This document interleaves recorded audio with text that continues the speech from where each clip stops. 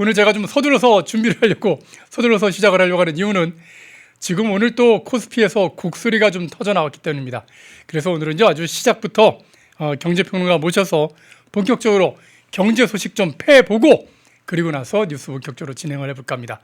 이정호 경제평론가와 함께하겠습니다. 어서 오십시오. 안녕하세요.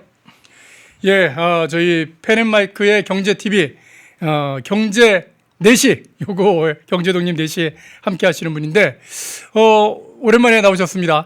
근데 별로 이렇게 좋은 소식으로 찾아뵙는 건 아닌 것 같습니다. 오늘 코스피가 또 급락했는데 네. 지금 주식시장에서 이게 원래 서킷 브레이크가 우리나라 주식시장이 한 70년 됐는데 그 70년 동안에 딱 7번 일어났는데 그중에 2번을 지난주하고 이번 주에 봤습니다. 아니 이런 주식시장이 있어도 되는 건지 모르겠는데요. 근데 오늘도 보면은 지금 이란 전쟁 때문에 전 세계적으로 다 지금 주식이 다 파란불이 켜졌지 않습니까? 그런데 한국에서는 개미들이 그 떨어지는 주가를 지금 다 받아먹고 있습니다. 오늘도 거의 한 5조 원 정도 주식을 사던데 아니 주식 투자에서 원래 큰 손들이 움직일 때 개미들은 거기에 이렇게 껴서 좀 피해 다니지 않습니까? 그런데 지금은 개미가 이 큰 손들하고 맞짱을 뜨고 있습니다. 이 개미들의 이 싸움 이거 언제까지 버틸 수 있을까요? 지금 개인 투자자분들이 하고 있는 부분이 어떻게 보면 크게 세 가지다라고 먼저 말씀을 해드리고 싶어요. 이 전쟁이라는 게 우리가 학습 효과가 있다라고 생각이 들고 있고 러시아 우크라이나 사태에서도 이 전쟁은 어느 정도 시간이 지나면 끝날 거야. 라는 어떻게 보면 안도감이 있다라고 볼 수가 있습니다. 그리고 두 번째로는 대표적으로 삼성전자와 SK하이닉스가 어떻게 보면 불과 한 달 전에 비해보다 가격이 많이 싸졌다. 라고 하는 부분이 있기 때문에 그런 부분에 있어서 싸다라는 인식이 들어오면서 그쪽으로 삼성전자와 SK하이닉스 쪽으로 집중된 매수세가 들어오고 있다라고 볼 수가 있고 세 번째로는 외국인과 기관 같은 경우에는 포트폴리오 관리 차원으로 어느 정도 매도를 합니다. 주가나 환율과 이런 부분을 어떻게 보면 동시다발적으로 관리를 하고 있기 때문에 대형주 위주로 매도세가 나올 수밖에 없어요. 외국인들이 지금 현물을 팔라고 한다라고 본다면 삼성전자나 SK하이닉스 같은 경우에 그나마 개인 투자자분들이 받아줄 수 있는 물량이 어느 정도 있기 때문에 받아주지 나머지 뭐 약간 중소형주나 이런 부분을 갖고 있는 물량을 정리한다라고 본다면 더 큰 폭으로 하락이 되는 부분이 있기 때문에 외국인 입장에서는 포트폴리오 관리 차원으로 지금 삼성전자나 SK하이닉스를 어느 정도 정리를 하고 있다라고 보시면 되고 개인 투자자분들은 심리는 어떻게 보면 이 또한 지나갈 가능성이 높다라고 여겨지면서 지금이 불과 2주 전보다 가격이 싸다라는 인식이 들어오면서 집중된 매수세가 들어오고 있다라고 보여지고 있습니다. 이 또한 지나가리라. 이거는 솔로몬의 반지에 있는 그 격언인데 아니 이걸 주식시장에서 듣게 될 줄은 몰랐습니다. 아니 전쟁이 끝나면 그러면 다시 이제 주가 올라갈 것이다. 삼성전자나 하이닉스 워낙에 튼튼하고 실적 좋으니까 네, 맞습니다. 전쟁 끝나면 다시 올라갈 거야 뭐 그러는 건데 아니 우리가 다 기억하지 않습니까? 러시아 우크라이나 전쟁 때도 처음에 빵 터졌을 때 우크라이나가 러시아의 상대가 되겠어? 전쟁 금방 끝날 거야 라고 했는데 지금까지 가잖아요. 네, 맞습니다. 이거 전쟁이 계속되면 이란 전쟁 길어지면 이거 어떻게 되는 겁니까? 러시아 우크라이나 사태보다 지금이 어떻게 보면 우리나라 쪽으로 직접적으로 피해가 더 크긴 큽니다. 물론 따지고 본다면 중동에서 원유 수입이나 이런 부분이 더욱더 큰 부분이 있기 때문에 그때 러시아 우크라이나 사태보다 지금이 증시의 변동성이 더욱더 크다라고 볼 수가 있고 제일 중요한 건 러시아 우크라이나 사태 때는 미국에서는 어떻게 보면 제3자의 입장이었다고 본다면 지금 이란 중동 지정학적 리스크 같은 경우에 미국이 직접적으로 하는 부분도 있기 때문에 더 큰 하락세와 변동성을 만들어주고 있다라고 보여지고 있고 하지만 긍정적인 포인트는 뭐냐라고 본다면 이제는 AI 시대로 넘어왔습니다. 러시아 우크라이나 사태 때 삼성전자에 가지고 있는 지위와 위치보다는 지금이 어떻게 보면 삼성전자의 전성기, SK하이닉스의 전성기가 올 정도로 지금 이번 연도 영업이익 예상치나 추정치가 말도 안 되게 나오고 있어요. 거의 삼성전자 같은 경우에 170조에서 200조 가량을 얘기하는 부분도 있고 SK하이닉스 같은 경우도 100조에서 150조를 예상하는 부분이 있기 때문에 그때보다 지금의 삼성전자, SK하이닉스가 더욱더 좋은 모습세 그런 부분이 나왔고 그렇지만 직접적으로 우리나라에 직접적인 피해가 오고 있기 때문에 증시의 변동성은 나와주고 있다라고 여겨지고 있으면서 그런 모습세가 삼성전자와 SK하이닉스의 매력 포인트를 더욱더 늘리지 않았나라고 저는 생각이 들고 있습니다. 아니 지금 2026년의 실적은 아직 안 나온 거잖아요. 네, 안 나왔습니다. 근데 전망치인데 전쟁이 터졌잖아요. 전쟁 터지면은 이제 어떻게 보면 물가도 다 오르고 지금 기름값도 엄청 올랐는데 네. 그럼 삼성전자도 어차피 그 기름 떼 갖고 전기 만들어서 그 전기로 막 반도체 만드는 건데 원가가 올라가지 않습니까? 물론 삼성전자와 SK하이닉스의 원가가 올라가는 부분도 어느 정도 부담은 되겠지만 네네. 지금 뭐 SK하이닉스나 삼성전자 영업이익이 말도 안 돼요. 뭐 D램 같은 경우에 뭐 거의 70% 예상을 하는 부분도 있고 HBM 같은 경우도 영업이익을 60% 이상 예상하는 부분도 있기 때문에 그런 뭐 제품에 대한 원가 마진이나 이런 부분이 어느 정도 소폭 올라가는 부분은 타격은 받을 가능성은 있겠지만 그래도 제일 중요한 건 뭐냐?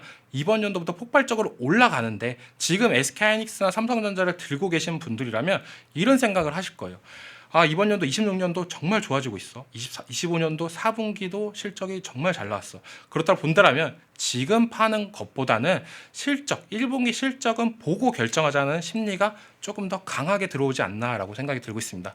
마이크를 조금만 좀 가까이 좀 해보시죠. 네. 마이크를 네. 조금 가까이. 그렇기 때문에 지금 삼성전자나 SK하이닉스를 들고 계신 분들이라고 본다라면 저는 지금 파는 것보다는 물론 지정학적 리스크나 이런 부분이 불안감은 있을 가능성도 있다라고 볼 수가 있습니다. 하지만 1분기 실적 발표가 시장의 예상치보다 잘 나오냐 안 나오냐 이 부분을 보고 나서 결정을 해도 늦지 않았다라고 생각이 들고 있어요.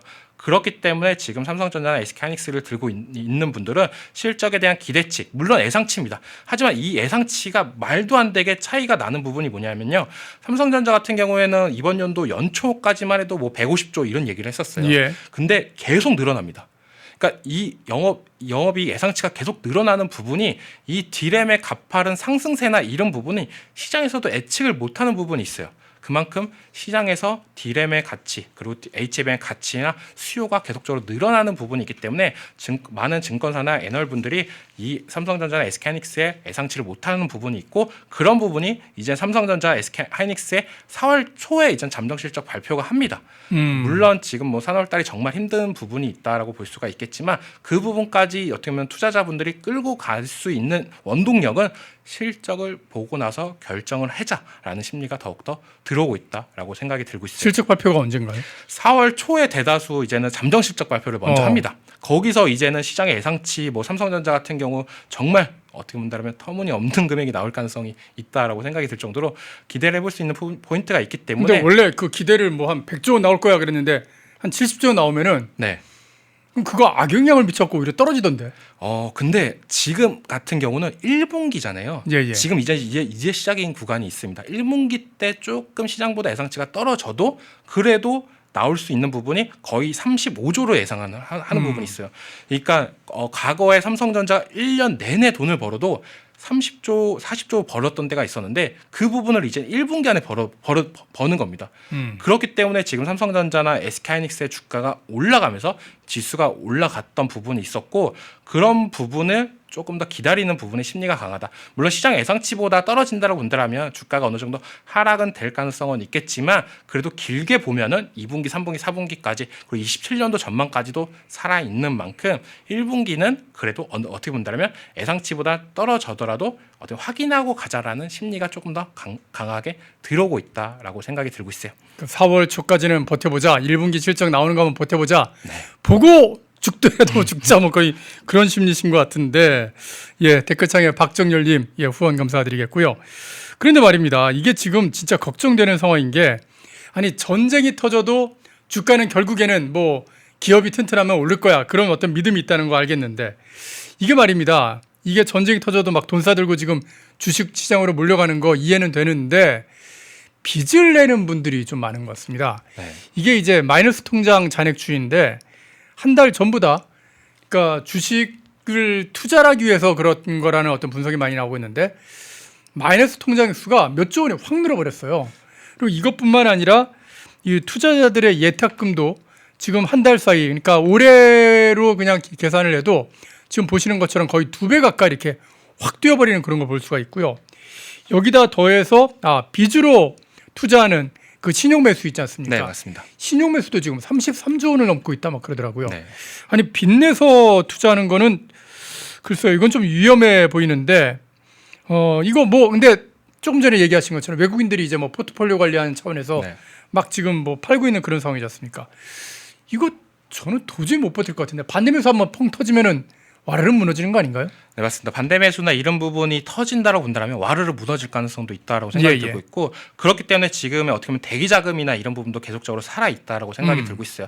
누군가는 빚내서 투자하고 있고 누군가는 그거를 받으려고 기다리고 있는 부분, 그게 이제 개인들 안에서 계속적으로 싸우고 있다라고 생각이 드는데, 제일 걱정인 거는 개인들이 어떻게 보면 참다 못 팔아 참다 정말 힘들어서 팔았는데 그게 이제 외국인과 기관들이 담아간다고 본다면 그때부터는 약간의 어떤 개인들의 실망 매물이나 일물이 더욱더 가속화가 될 가능성도 있다고 생각이 들고 있고, 투자자나 예탁금이나 이런 부분이 계속적으로 올라간다는 거는 어떻게 본다라면은 투자자 입장에서는 긍정적인 포인트가 될 가능성은 있겠지만 이게 약간 시한폭탄도 있습니다. 진짜 말 그대로 이 전쟁이 장기화가 된다고 본다면 낙폭이나 이런 부분이 더 크게 작용이 될 가능성도 있다고 생각이 들고 있어요. 우리나라 증시가 어떻게 보면 일본과 대만도 동시다발적으로 다 빠지고 있지만 우리나라 증시가 유난히 더 많이 빠지고 있는 부분은 약간의 그런 부분, 신용 매수의 반대 매매나 이런 부분에 대해서 우려 섞인 모습제가 나오고 있고, 제일 좋은 거는 그런 물량이 나오고 나서 주가가 반등할 때, 그때가 어떻게 본다면 진정한 상승 탄력을 받을 가능성도 있다고 생각이 드는데, 정말 지금 빚내서 투자하시는 거는 저는 좀 아니다라고 생각이 들고 있습니다. 왜냐하면 지금 변동성이 워낙 심하기 때문에 빚을 안 내더라도 충분히 변동성으로도 지금 너무 멘탈이 깨지는 분들, 아니면 너무 힘든 분들, 이런 분들 생기는데, 여기서 더 떨어졌다라고 해서 내가 돈을 더 넣어서 빚을 져서 더 넣어서 조금이라도 오르면 바로 수익이 전환이 되는 거, 이런 부분을 노리시면서 들어가시는 거는 정말 이건 투자가 아니라 도박이 될 가능성도 있고 지금 너무 위험한 부분이 있다라고. 아니, 물타기도 적당히 해야지. 요즘처럼 이렇게 폭락하는데 여기다가 물타기는 좀 심하잖아요. 네, 맞습니다. 삼성전자나 SK하이닉스 같은 경우는 과거의 사례에 빗대어 왔을 때는 저도 뭐 그때는 뭐 이제는 뭐 어떻게 보면 신용 같은 경우는 해도 된다라고 할 정도로 그렇게 낙폭이 크진 않았어요.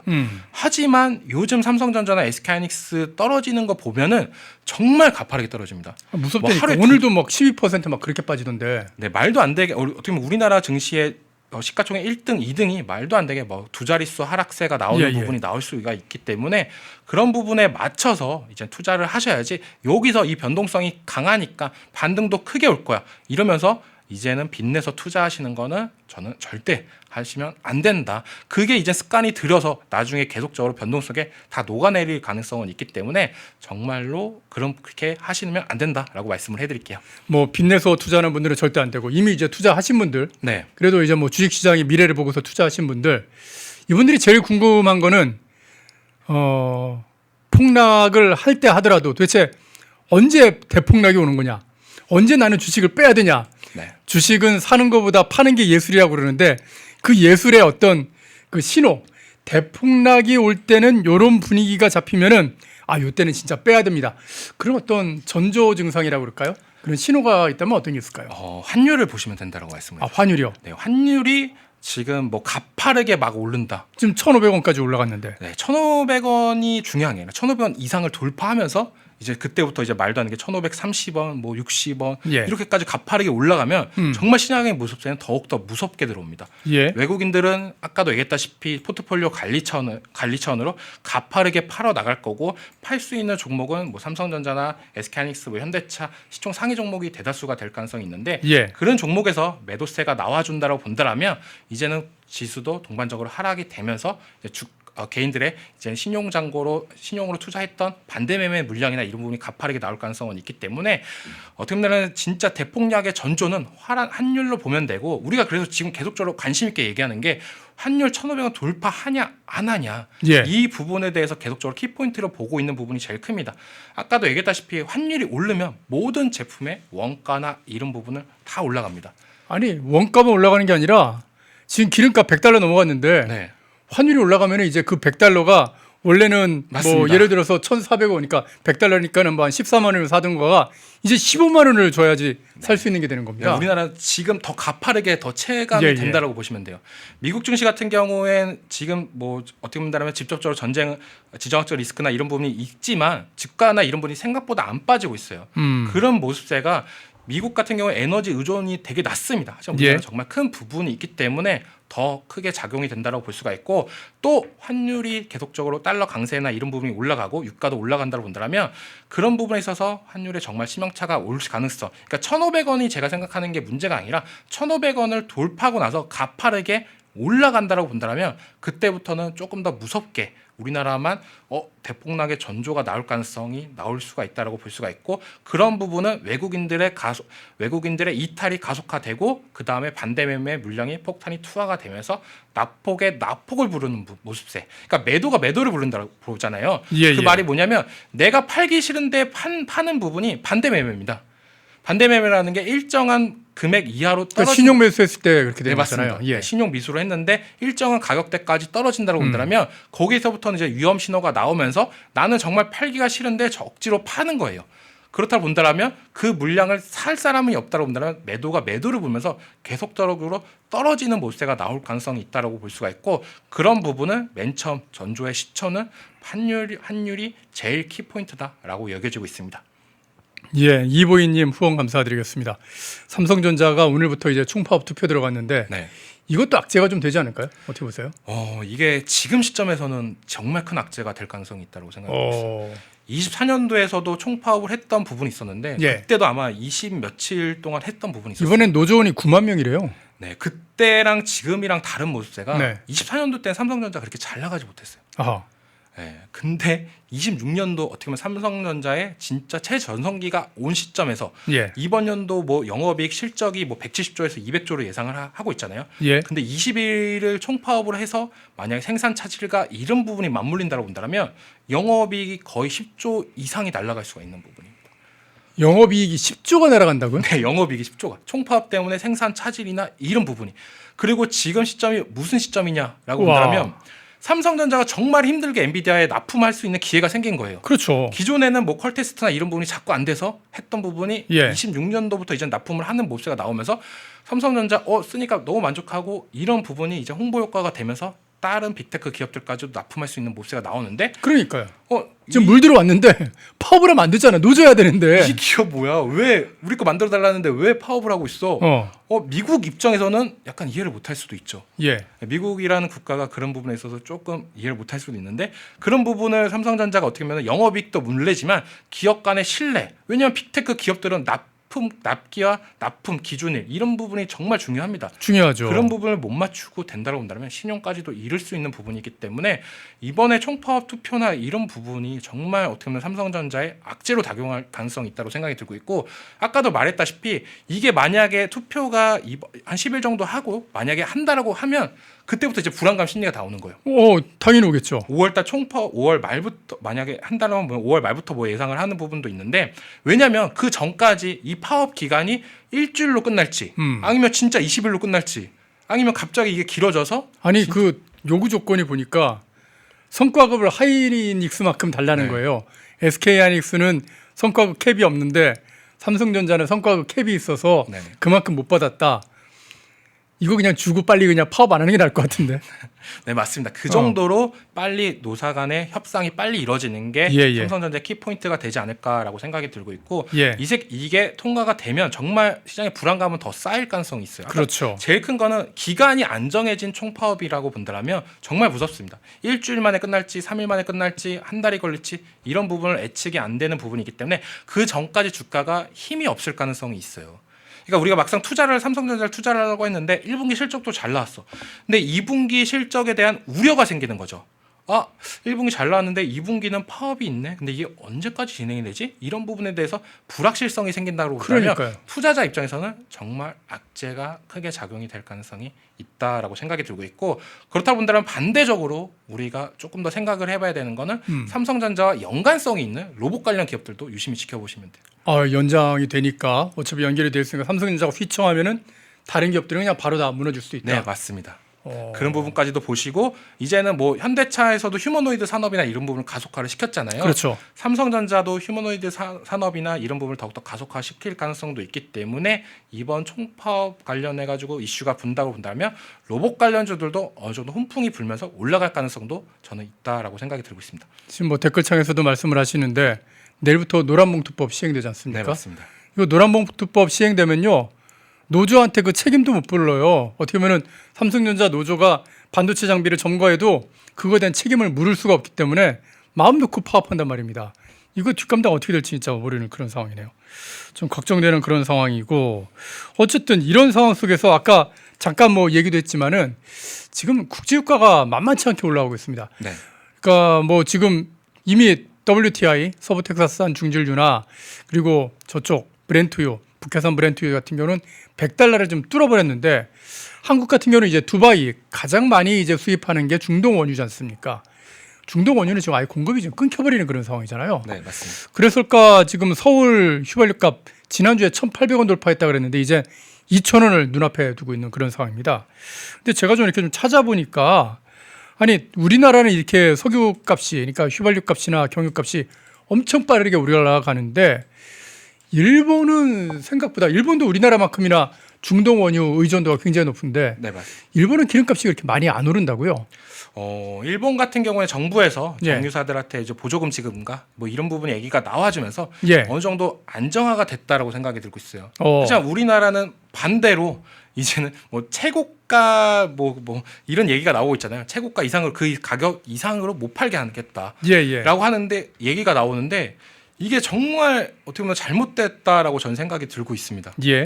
왜냐하면 주유소가 위치가 다 다르잖아요. 다 다르죠. 지방에 있는 주유소도 있고 서울 예. 한복판에 있는 주유소도 있고, 거기에 나오는 임대료나 이런 부분을 내는 것도 다르고, 거기에 맞춰서 주유소 마진도 다르고, 물론 주유소에 들어오는 원가나 이런 부분을 다 동일할 수가 있겠지만, 예. 그 마진 폭을 제한을 한다는 거는 누군가한테는 팔지도 말라고.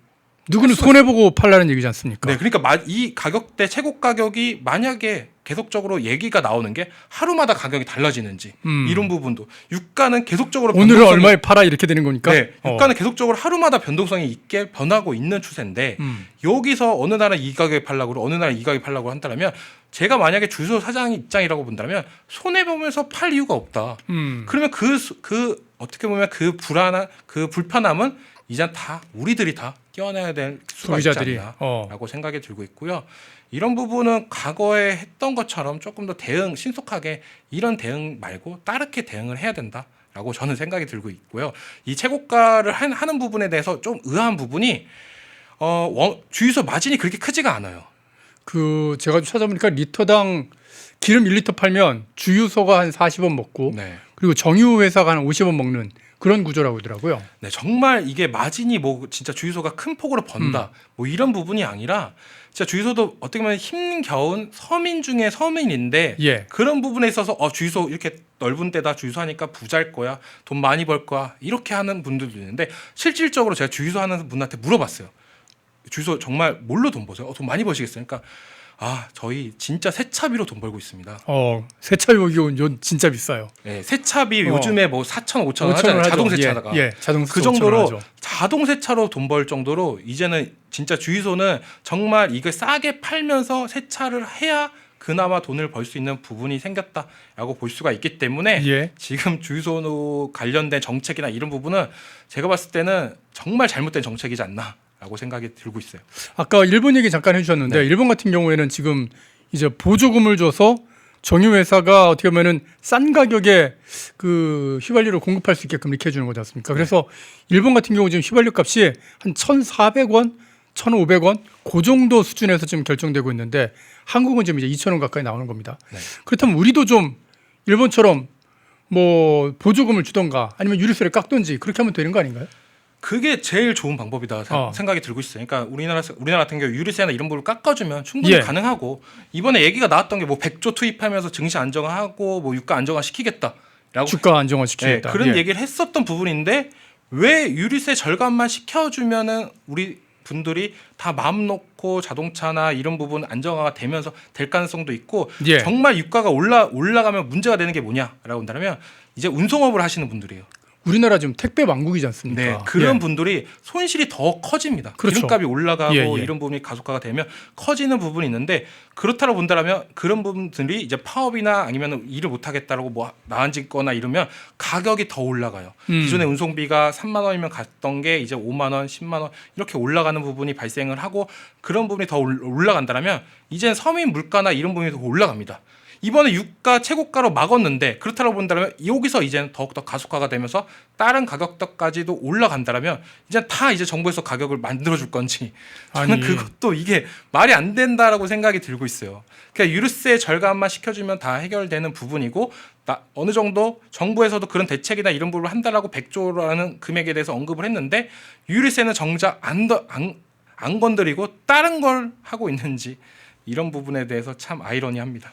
아니 지금 보니까 지금 휘발유에 붙는 요 세금이 820원이에요 리터당. 네. 그리고 경유가 580원 이렇게 붙는데 이 820원을 모아가지고 1년 동안 정부가 거두는 세금이 작년에 13조 2천억 원이었답니다. 이러면 1년에 아니 한 달에 1조 1천억 원 정도를 거둔 거잖아요. 네. 그러면 당장 지금 이재명 정부에서 앞으로 한 달 동안 유류세 안 걷겠습니다. 딱 해버리는 순간 방금 본 요 820원 요거 안 거두니까 지금 한 1,900원 하더라도 그게 1,100원 되는 거잖아요. 네, 맞습니다. 그럼 1,100원이면 오히려 다닐만 하지.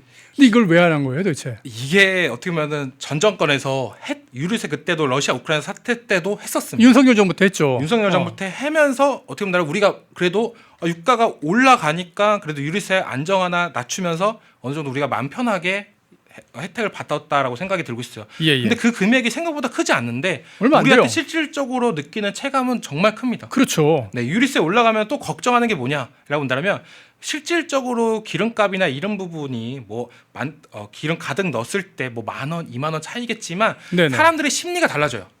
여행이나 소비 심리나 이런 부분이 위축되는 게 더 큽니다. 그것도 크겠네요. 네. 기존에 내가 주말 되면은 가족과 어디 지방으로 나들이 가거나 아니면 어디로 놀러 가거나 했던 부분이나 이런 부분이 기름값도 올라가는데 당분간 무섭다. 실질적으로 10,000원, 20,000원밖에 차이 안 나요. 2, 3만 원밖에 차이 안 나는데 그 사람들이 드는 심리나 이런 부분이 더욱더 늘어난다고 본다면 망가진 경제는 살릴 수가 없는 부분이 더 커요. 그렇겠네요. 우리가 주가만 올라간다라고 해서 뭐 실물 경제가 좋아지나요? 그런 부분이 아니잖아요. 예. 진짜 실물 경제를 지키고 하려고 한다면 이 시장에서 있던 국민이나 서민들의 어떻게 보면 마음, 심리나 이런 부분을 읽을 줄 알아야 된다라고 저는 생각이 들고 있습니다. 아니 이재명은 그 광주하고 전남 통합하는데 20조 원 준다면서요. 그리고 주가 안정화 자금 거기에 100조 쓴다면서요. 그것뿐만 아니라 이렇게 그 소비 쿠폰 하는데 20몇조 원씩 그렇게 쓰는데 아니 지금 유가 때문에 고통받는 우리 국민들을 위해서 한 달에 1.1조 원 그거 다 하기 좀 어렵다고 치면 일본 수준으로 해서 한 5천억 원씩만 지원해줘도 그거 한 석 달이면은 그래도 좀 버틸 수 있을 거 아닙니까? 그러면은 기름값 한 1,600원 정도 좀 나올 텐데 맞습니다. 왜 이걸 안 하는지. 아니 지금 이웃나라 일본은 하고 있다니까요. 한국은 지금 휘발유 2,000원 지금 눈앞에 두고 있는데 일본은 그거 이미 보조금 해가지고 그렇게 해서 좀 안전하게 일본의 국민들은 전혀 불편 없이 지금 이 어떤 유가에 폭발하는 이 이란 전쟁의 시대를 갖다 지금 내하고 있는데 이재명 정부는 뭐 하고 있나 그런 생각이 좀 듭니다. 예, 진짜 얼마 안 되죠. 예, 1인당 100조 원은 싣고 12조 원은 안 된다고요. 아니 그러니까 이게 지금 말이 안 되는 그런 얘기를 좀 하고 있는 정말 말이 안 되는 부분이고 예. 더 말 안 되는 건 가격 인상 제한을 준다는 거. 맞아요. 이렇게 되면은 정말 우리가 지금은 주유소가 정말 가까운 데 있어요. 근데 이게 주유소 입장에서는 팔아도 적자면 문을 안 열어버리면 기름 넣을 데가 없습니다. 예. 그럼 기름이 없으면 어떻게 합니까? 말도 안 되는 거예요. 그러면은 이제는 우리가 싸게 팔거나 아니면 손해를 보더라도 팔고 있는 데나 이런 부분들까지 멀리 가서 하던가 이렇게 되고 정말 우리가 급할 때 사용할 수 없게 되는 부분이 있기 때문에 지금 이거 유가 관련된 정책이나 이런 부분은 정말 잘못됐다라고 생각이 들고 있고요. 예. 오늘 진짜 이 코스피 붕괴하는 소식과 함께 유가 폭등하고 환율 폭등하는 것과 관련된 소식들 이종호 경제평론가 또 저희 패널에서 급히 모셔가지고 뉴스 시작 부분에 좀 전해드렸습니다. 어떻게 좀 이해가 되셨는지 모르겠고 지금 삼성전자가 1분기 실적 발표를 앞두고 파업을 한다는 것도 굉장히 큰 어떤 악재가 되고 있다는 그런 소식도 여러분께 전해드렸습니다. 예, 지금까지 이종호 경제평론가였습니다. 말씀 잘 들었습니다.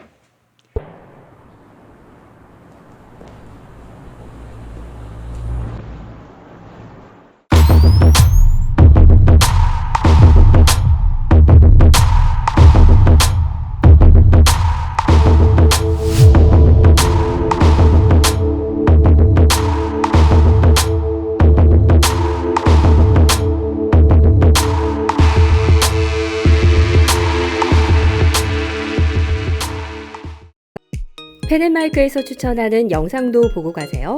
다른 영상도 즐기시려면 구독 버튼을 꼭 눌러주세요.